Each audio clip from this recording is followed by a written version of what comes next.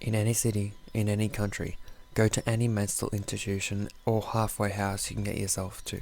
Get the front receptionist's attention and ask to visit someone called Holder of the Negative. If the receptionist adamantly refuses to help you, immediately turn, leave the institution behind and take the fastest route possible home. After a fortnight of hiding, you will know whether their trackers have found you.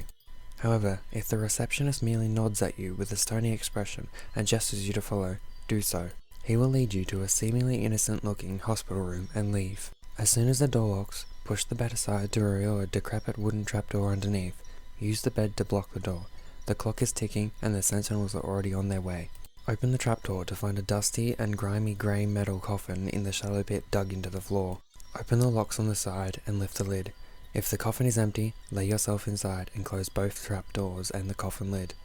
If there is somebody already in there, well, I would recommend trying to snap your own neck before the coffin's previous resident does. You must lay inside the coffin for exactly 4 minutes and 13 seconds. Until this time, do not open the lid. What would come to pass if you did is beyond the description of a mortal man. When the required time has passed, you may knock twice on the metal lid. If there is no answer, knock thrice more. If the coffin trembles slightly in response, you may push the lid off. If the coffin remains silent, you know your life expectancy is now a minute at best. Push the lid aside to emerge in what seems like the dark blasted remains of a bizarre underground machine shop. The blotched ochre metal walls and the grey dust of time over the disengaged, quiet computing devices speak in their own way about the hundreds of thousands of battles which they were planned, organized and miserably lost in the same room you are now sitting in. As alien and intricate the machinery may be, don't dally. Rise to your feet and reach your right hand out to find a wall. Fumble around until you find a metal lever sticking out of it. It's roughly at your shoulder level. If the room starts to emit an increasingly loud whirring, do not panic. Instead, call out sternly into the blackness. It's the last piece of knowledge we require. If the whirring dies down, continue your search. If it doesn't, the machinery will engage in the last integration routine with you as their target. When you find the switch, throw it. The last operational generator will start up with a painful whine, powering little else but the few good light fixtures around the floor. In the core of the still dim room, you will see a huge, brass-coloured and impossibly complex mechanical device, which most closely resembles a crossover between an omnipotent metal throne and a Victorian-era life support system. Amidst the zigzagging tubes, pipes, valves, cogs, and plates, you see a gaunt, inhumanly frail corpse barely clinging on to its life. As intimidating the throne may be, enter the creature's presence, and matter-of-factly utter the query, who scattered them for the first time? Your question sparks new light in his milky grey eyes.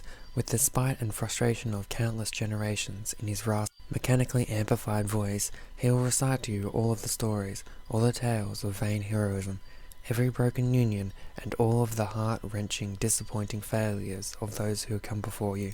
His contagious despair will punch through your skin, slither past your flesh, and pierce through your bones.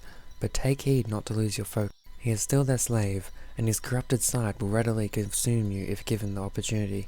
He will tell you of those who first knew of their convergence, how they scattered the objects and broke their unholy union, and what made those first fall and perish. When he is done, he will slowly and painfully extend his hand out to you from within the metal shell.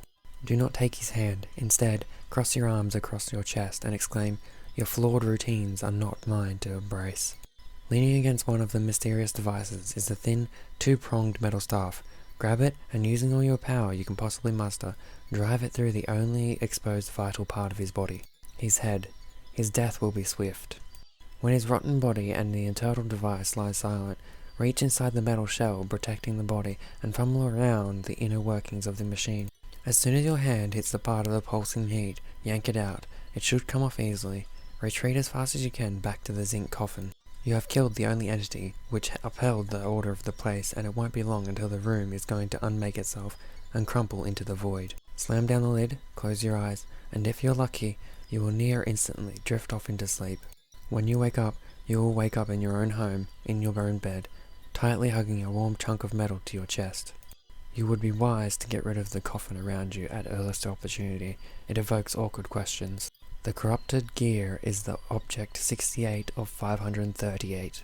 You know how your predecessors failed. Now it's your responsibility to make sure their errors are not repeated.